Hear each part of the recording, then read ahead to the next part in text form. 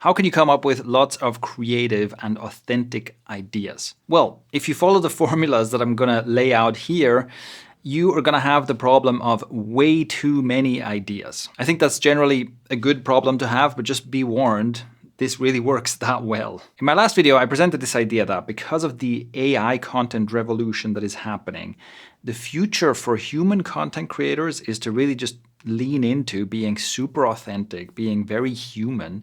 And there's kind of no point in creating, generically engagement optimized content because the AI is just going to be better at that anyway. One of the comments asked this question, which I want to address here, which is basically, well, how do you do that? How do you get the creative and authentic ideas for your content or for your business and for your workshops or whatever it is that you do, whatever your creative thing is? So this is what I want to address here. And right away I was like, I do have a formula for this. In fact, there's two formulas here that I want to present. The first is the creativity formula.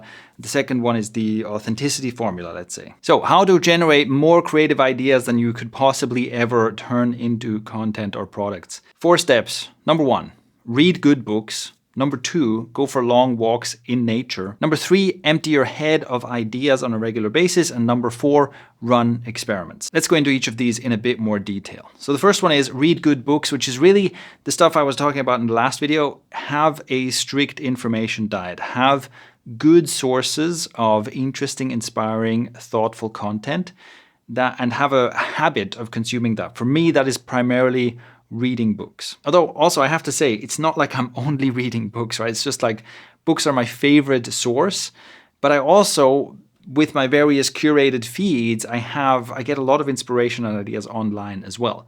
And again, just refer to my previous video if you want to know how I do that. But a clean information diet basically makes sure that the stuff that's coming into my brain is actually useful and isn't just like stimulating and entertaining and distracting. Then step 2, take long walks in nature. I think nature is semi-optional. Walking is probably the more important part here. So many great creators throughout history have had a habit of taking walks. There's something about walking that just gets your creative juices flowing. I can't say I understand why. Maybe there's, whatever neuroscientific reasons for this. All I can say is, if you have good information input and then you go for walks, stuff happens in your brain that leads to creative output. If you've never experienced this thing I'm talking about here, here's what I recommend. Go 3 books deep on a topic. And I also have a video about this idea of 3 books deep. So on a single topic, you read 3 separate books and then go on walks and literally just it doesn't have to be, read all 3 books back to back and then go on a walk. It's like, over the course of maybe a couple of weeks, you read these 3 books and you go on a lot of walks. And what you'll find is that your brain starts combining ideas from these books and this kind of synthesis happens. And your total knowledge of the topic will then be greater than the sum of its parts. I think that this is a replicable experiment that I'm proposing here. So if you've never experienced this before, that's the thing I would recommend you do. Now, step 3, this is also important. You've got to have a system for taking the ideas that bubble up in your mind when you do this and getting them out of your head. You got to put them somewhere. For me, there are 2 ways in which I empty my head of ideas. The first is with note-taking. So whatever your note-taking app is, Notion or Anytype is what I've been using lately, or whatever the default notes app, or doesn't really matter, right? You have some place where you write stuff down and you just make that a habit. Like when something sparks an idea, you create a new note, you write it down, and it can be a long note or a short note, whatever, just get it out of your head. Because my experience is that if I don't get it out of my head, it kind of keeps going.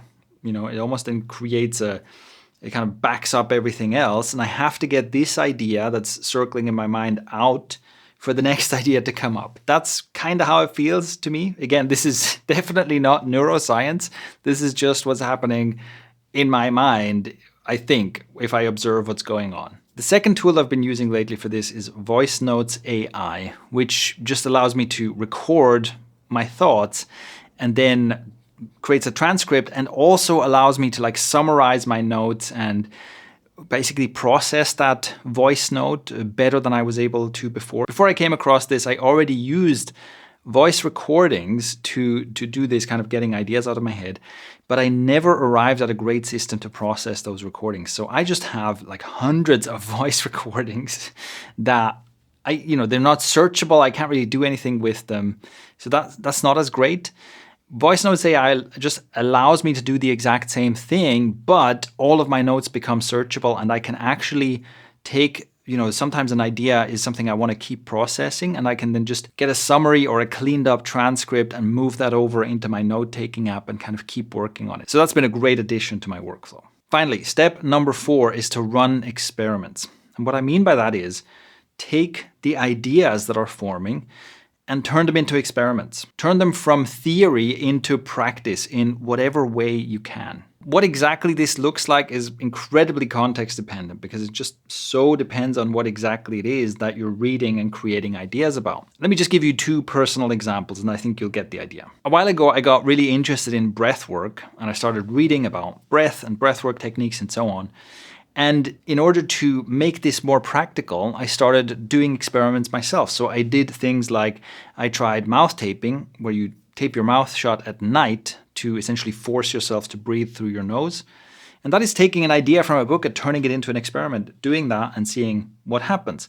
And you can also combine that with, let's say, sleep tracking and see, does it improve my sleep quality? But also I learned about various breathwork techniques that I tried on myself and then also shared with other people. And I even ended up running a weekly breathwork meetup in the local park for a while. The second example is something that anyone who's been following me for a long time has seen me do over and over again. Whenever I learn an interesting idea about marketing, about business, about entrepreneurship, I turn it into some kind of an experiment. And often I've made content about those experiments. So I will try a new way to make content for a while and then also make content about what happened. Or I will try a new idea for how to optimize my website or improve my marketing funnel or lead my team better.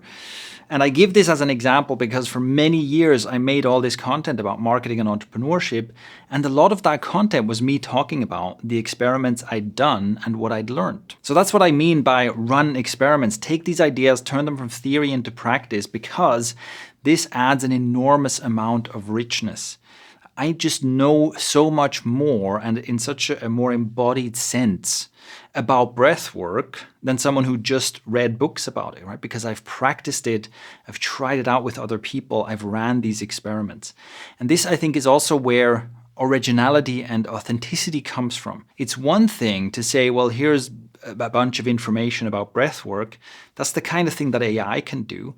But it's another thing to tell the story of the experiments I've run and what happened when I started doing it with a group of people and so on. It adds richness and depth and detail to what you're learning, and it creates fuel for more ideas. So that's my 4-step process. If you do these 4 things, I promise you'll have more creative ideas than you can possibly know what to do with.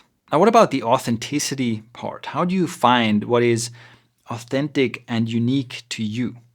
Here, I can also present something, although I will just recommend some sources, because this is something I've been exploring, and I think there's a lot of depth there, but other people are explaining this better than me. The sources I recommend here, and I'll link to all of these below, are number 1, Boyd Varty, the author of The Lion Tracker's Guide to Life. 2, Martha Beck, the author of The Way of Integrity. And 3, Tom Morgan, who is the host of The Leading Edge. So links to my favorite places where you can learn about these people and learn about their ideas are below. I think these 3 people all essentially are pointing to the same thing, which is this idea of following your curiosity, of paying attention to where do I feel pulled towards? What fascinates me? What makes me come alive? I think Martha Beck calls it like inner wayfinding. You're paying attention to the signal that you're kind of getting from within that tells you what direction you want to go in. I think there is a subtle art to this, and I think it's a much better signal to look for than following your passion. I think following your passion or looking for what you're passionate about is kind of setting the bar too high and also in the wrong place. Because realistically, what often happens is if you follow your curiosity kind of one step at a time, you can end up developing a deep passion and fascination for something that maybe you didn't expect. So, from step one, if someone asks you, hey, are you passionate about X? You're like, nah. But if you follow your curiosity step by step, it turns into something that could be called a passion. So those are the three sources. I don't want to say too much more about this because I think these three people just say it so much better than me. So that's my recommendation. And I guess that also fits with the idea of my previous video, get recommendations from real human beings instead of algorithms. So go explore those. I think you'll find them really enriching. And of course, I'd love to hear back from you about how this landed for you. So that's it. That is my creativity/authenticity formula. I hope you'll find this useful. Also, a quick side note. I am currently working on a little guided meditation that's related to a previous video about learning how to untense internally, how to kind of do the motion of letting go. And I'll link to that video as well. And my idea here is I'm going to revive my community a little bit and post that there. Right now, I basically just have to find out what to call the community because it's still called Icario. That brand is kind of not working anymore, so not sure what that's going to look like yet, but also that's coming soon, and links to all the relevant stuff below. If you like the vibe of what I'm creating and you want more of it, get on my newsletter. The link to that is below as well. And that is all. Thank you for watching, and I'm looking forward to your comments.